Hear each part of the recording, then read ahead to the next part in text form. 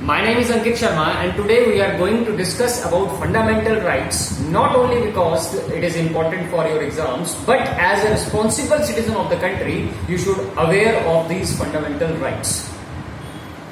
Very important topic.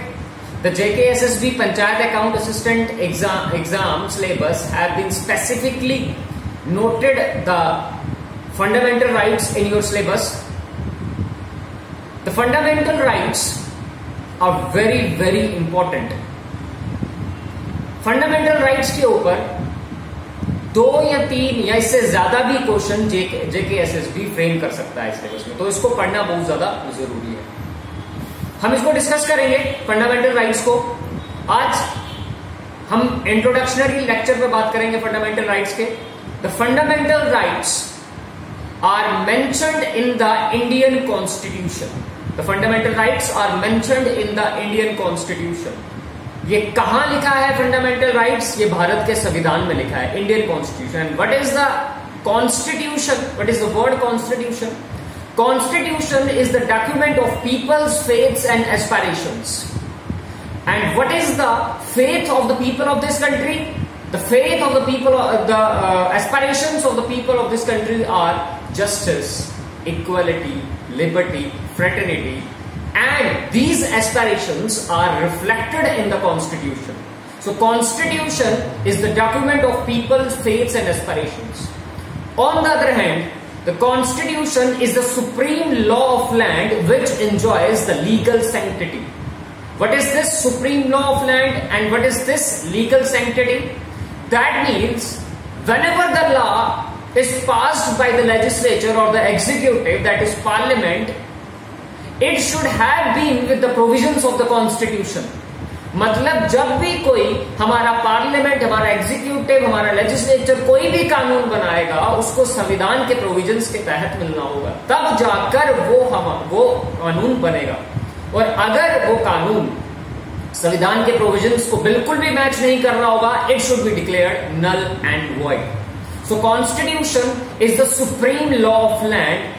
It is not an ordinary law of land. It is the supreme law of land that enjoys the legal sanctity. And these fundamental rights are mentioned in the Indian Constitution. Fundamental rights start करने से पहले important है ये जानना what is a right. What is a right? Right क्या है? Right is an entitlement. For example, you are entitled to do something. We are entitled to do something.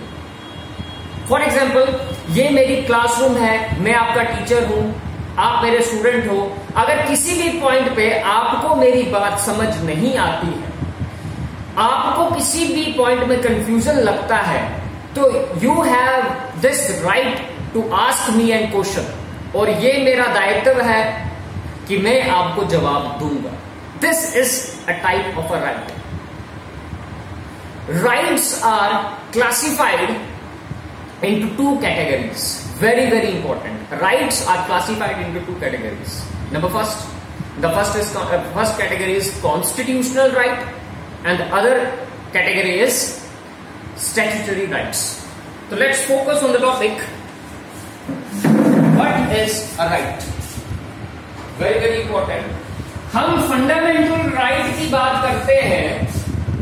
Fundamental rights हमारा आज का टॉपिक है, पर उसको जानने से पहले हम राइट्स के बारे में थोड़ा सा डिस्कस कर लेते हैं कि राइट क्या होता है. राइट्स को बेसिकली 2 पार्ट्स में डिवाइड किया गया. हम 2 पार्ट्स में राइट्स को डिवाइड करते हैं. एक तरफ होता है constitutional rights, very important, constitutional rights. दूसरी तरफ होते हैं स्टैट्यूटरी राइट्स. मैं इनको आपको एक्सप्लेन करूंगा कि कॉन्स्टिट्यूशनल राइट्स क्या है और स्टैट्यूटरी राइट्स क्या है. राइट्स को क्लासिफाई किया हमने 2 कैटेगरीज में, constitutional rights and statutory rights. Constitutional rights are those rights which are guaranteed by the Constitution of India itself. क्या बोला मैंने? Constitution वो rights हैं जो कहां मेंशन होते हैं? Mention in the Constitution. Constitution rights are those rights which are mentioned in the Constitution and guaranteed by the Constitution. What is statutory rights? Statutory rights are those rights which are not mentioned in the Constitution but were made by the Parliament of India.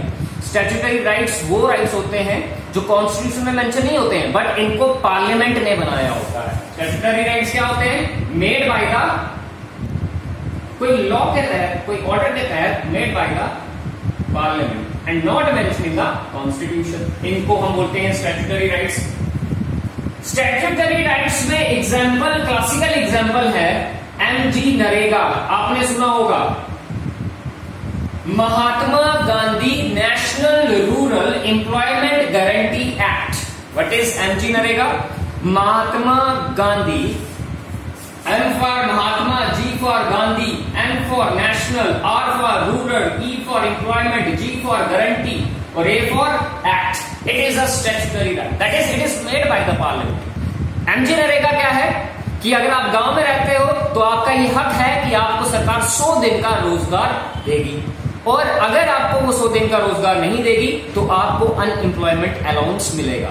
ये जो MG NREGA है ये constitution में mention नहीं है but उसको parliament ने बनाया है, तो this is a statutory right. दूसरा है आपका RTI, right to information act. It is also a statutory right. It is not mentioned in the Constitution, but it is made by the Parliament of India itself. That is why these rights are known as statutory rights. And here, MG Narega, Mahatma Gandhi National Rural Employment Guarantee Act, and also the Right to Information (RTI) Act, Right to Information Act, is also a statutory right. And this RTI Act क्या होता है? आपको पता है? If you want any answer from the government body, you can file a RTI and within 30 days you will get your answer. And this is also a statutory right. I hope the statutory right is clear. Now comes to the constitutional rights. Constitutional rights are those rights which are a part of the Indian Constitution and mentioned in the Constitution. The constitutional rights are divided into two categories.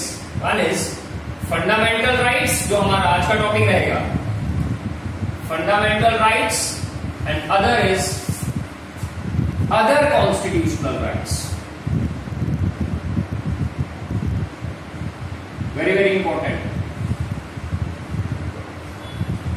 Fundamental rights, constitutional rights को हमने again classify किया दो category में. पहला fundamental rights और दूसरा other constitutional right. Fundamental rights कहां mention है? Part 3 of the Indian constitution. जो भी इंडियन कॉन्स्टिट्यूशन, जो भी राइट्स इंडियन कॉन्स्टिट्यूशन के पार्ट 3 में मेंशन होंगे वो फंडामेंटल राइट्स हैं. और जो अदर कॉन्स्टिट्यूशनल राइट्स, कौन से राइट्स हो गए? वैसे अधिकार जो आपके पार्ट 3 में मेंशन नहीं है उनको हम क्या बोलेंगे? Other constitutional rights. For example right to property. For example, right to property. Right to property is Article 300A and it is a other constitutional right. Why it is a other constitutional right? Because it is not mentioned in the part 3 of the Indian Constitution. That is why it is known as the other constitutional right. So these are the classifications of rights. कोई अगर notes बनाना चाहता है तो वो notes बना सकता है. अभी मैं इसको मिटा दूंगा. फंडामेंटल राइट्स शुरुआत करें. तो ये हमारी क्लासिफिकेशन थी फंडामेंटल राइट्स की, राइट्स, कॉन्स्टिट्यूशनल राइट्स और स्टैट्यूटरी राइट्स. अब हम अपने टॉपिक पे डायरेक्ट आएंगे. फंडामेंटल राइट्स के टॉपिक पे हम बेसिक जानेंगे सिर्फ आज कि क्या होता है फंडामेंटल राइट्स. बेसिक ही पढ़ना है आपको. फंडामेंटल राइट्स, सबसे पहले fundamental rights are mentioned in the Indian Constitution from Article number 12 to 35. Fundamental rights हमारे कॉन्स्टिट्यूशन में कौन कौन से आर्टिकल्स में आते हैं? Articles 12 to 35. Very very important exam का क्वेश्चन. फंडामेंटल राइट्स के आर्टिकल कहां से लेकर कहां तक है? तो 12 से लेकर 35 तक हमारे फंडामेंटल राइट्स. उसके बाद which part of the Indian constitution, अगला क्वेश्चन एग्जाम में ये हो सकता है कि fundamental rights are mentioned in which part of the Indian constitution, and the part is the part third of the Indian constitution. Very good, बड़ा basic सा पढ़ा रहा हूं मैं आपको। पार्ट थर्ड में मेंशन है आर्टिकल 12 से 35 और पार्ट थर्ड। अगला क्वेश्चन भी बनेगा एग्जाम में, बन सकता है कहां से हमने फंडामेंटल राइट्स को बारो किया। बोरोड, हमने कहां से इसको बारो किया, कॉपी किया? Borrowed from the USA constitution. USA से हमने, यूनाइटेड स्टेट्स ऑफ अमेरिका से हमने बोरोड किए फंडामेंटल राइट्स। और यूएसए में फंडामेंटल राइट्स को क्या बोलते हैं? Bill of rights. Very important, इनको वहां पर बिल ऑफ राइट्स भी कहते हैं। Fundamental rights are also known as Magna Carta of the Indian constitution. Very very important, Magna Carta of the Indian constitution. ये भी एग्जाम में तो ये कुछ क्वेश्चन, जैसे fundamental rights are mention in article 12 to 35, part third of the Indian constitution, borrowed from United States of America.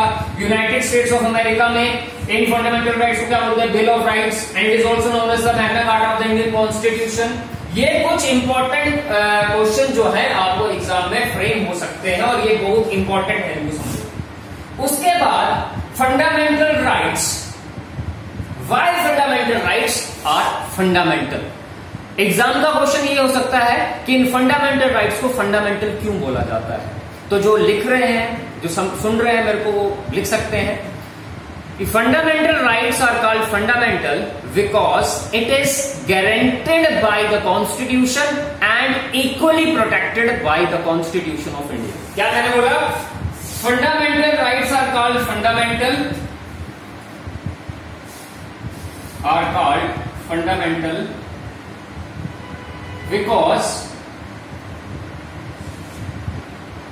fundamental rights are guaranteed by the constitution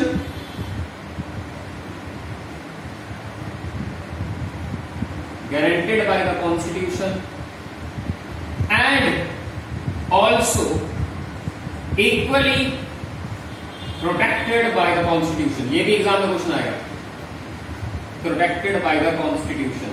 अब क्या है? Fundamental rights are called fundamental because fundamental rights are guaranteed by the constitution. ये word guaranteed, Hindustan के सभी नागरिकों को हमारा constitution guaranteed करता है राइट्स। कोई भी नागरिक हो, चाहे वो बैकवर्ड क्लास का हो, चाहे वो फॉरवर्ड क्लास का हो, चाहे वो ब्राह्मण हो, चाहे वो राजपूत हो, चाहे वो गोरा हो, चाहे वो काला हो, चाहे वो मर्द हो, चाहे वो औरत हो, बुजुर्ग हो, बच्चा हो, इस देश के नागरिकों को हमारा संविधान राइट्स गारंटेड करता है और प्रोटेक्शन भी देता है। प्रोटेक्शन इन द सेंस, यहां पर लिखा है equally protected by the constitution. That means fundamental rights are justiciable. मान लो मैं अंकित शर्मा, मैं हिंदू हूं और मैं हिंदू रिलीजन प्रैक्टिस करता हूं। अगर कल को सरकार कोई कानून बनाए और बोले कि अंकित शर्मा, अगर आपको हिंदू रिलीजन प्रैक्टिस करना है तो आपको हर महीने 500 रुपया देना पड़ेगा, तो this is the sheer violation of my fundamental rights. Right to religion जो फंडामेंटल राइट है उसका वायलेशन है। तो मैं कहां जाऊंगा? सुप्रीम कोर्ट में चले जाऊंगा सुनवाई के लिए, और जज साहब को बोलूंगा, जज साहब मेरा फंडामेंटल राइट्स को छेड़ा जा रहा है, वायलेट किया जा रहा है। तो यहां पर क्या है? Equally protected by the constitution. मतलब in case of violation of fundamental rights we can move to supreme court of India. समझ में आई होप आपको समझ में आ गया होगा कि why fundamental rights are called fundamental because they are guaranteed by the constitution to every citizen irrespective of his caste, color, sex or something else. It is guaranteed by the constitution and equally protected by the constitution. In case of the violation of fundamental rights, we can move to Supreme Court under Article 32. Very very important, याद रखना। अगर आपका fundamental right violate होता है तो you can move to supreme court under article 32। देखो हमारे देश में कोर्ट्स का प्रोसीजर है, लोअर कोर्ट से हाई कोर्ट और हाई कोर्ट से फिर सुप्रीम कोर्ट। बट अगर आपका फंडामेंटल राइट वायलेट होता है तो आप लोअर कोर्ट्स और हाई कोर्ट्स को बाईपास कर सीधा सुप्रीम कोर्ट जा सकते हो। किस आर्टिकल की मदद से? आर्टिकल 32 की मदद से। That is why the fundamental rights are also equally protected by the constitution, और सुप्रीम कोर्ट हमें उसका बचाव करता भी।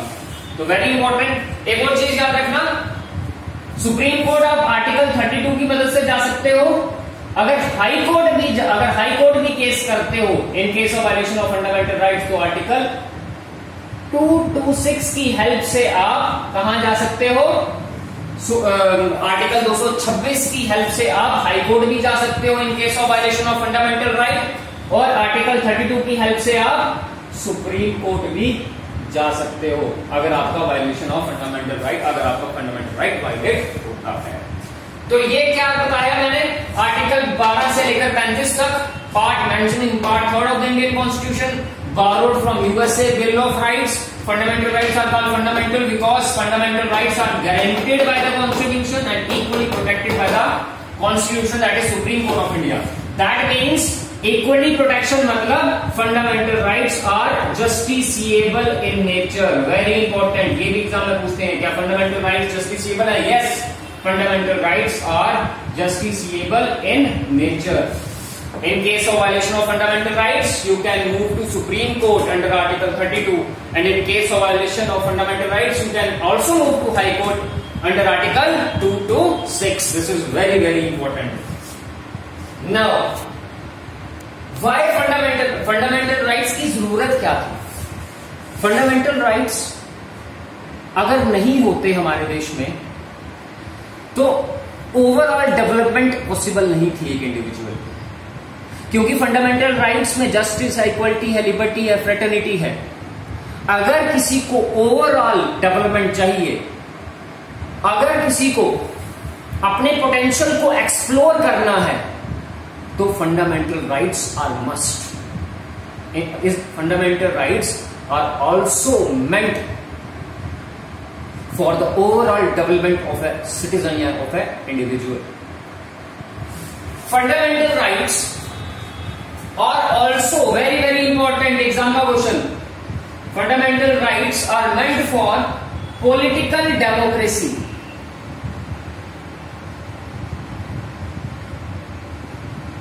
Very, very important. Political democracy मतलब it is meant for political democracy. हमारे देश में इसलिए ये political democracy जरूरी है। हमारे देश में लेजिस्लेचर पावर्स होती हैं, एग्जीक्यूटिव पावर्स होती हैं, पार्लियामेंट है, आप सब जानते हो।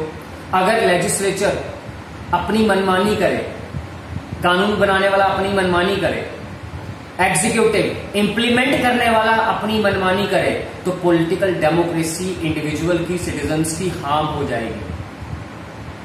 और फंडामेंटल राइट्स को कॉन्स्टिट्यूशन में मेंशन करने का मकसद सिर्फ और सिर्फ ये था कि हम जो अथॉरिटेरियन रूल होता है एग्जीक्यूटिव और लेजिस्लेचर का, उसको कम कर सकें, स्टेट अपनी मनमर्जी ना कर सके, स्टेट इंडिविजुअल्स की लिबर्टी में दाखिल ना हो जाए, स्टेट इंडिविजुअल्स की फ्रीडम को हैम्पर ना कर दे।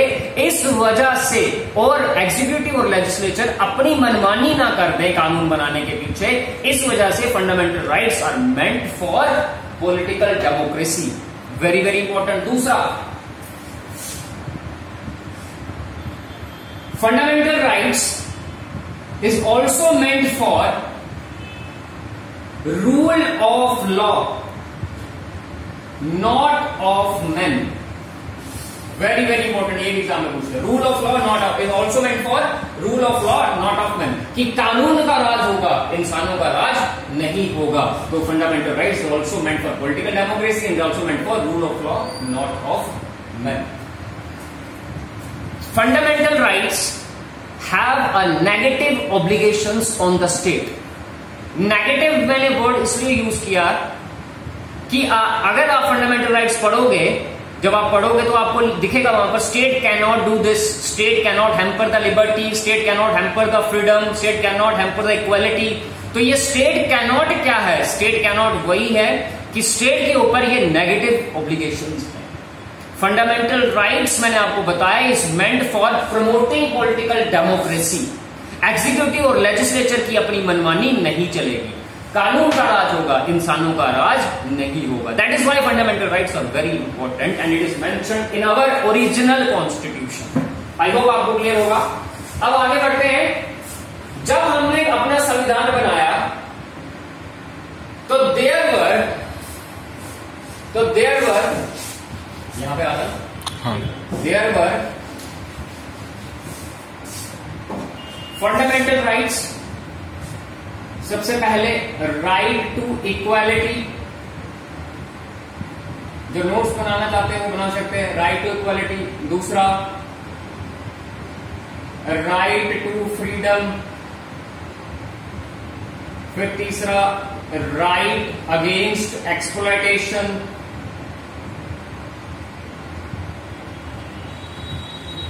फिर right to freedom of religion, फिर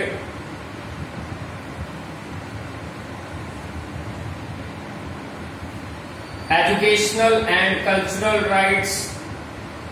जब हमारा संविधान बना था तब क्या बता रहा हूं, एजुकेशनल एंड कल्चरल राइट्स,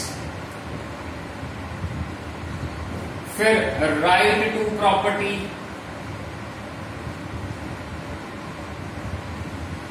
और फिर लास्ट में राइट टू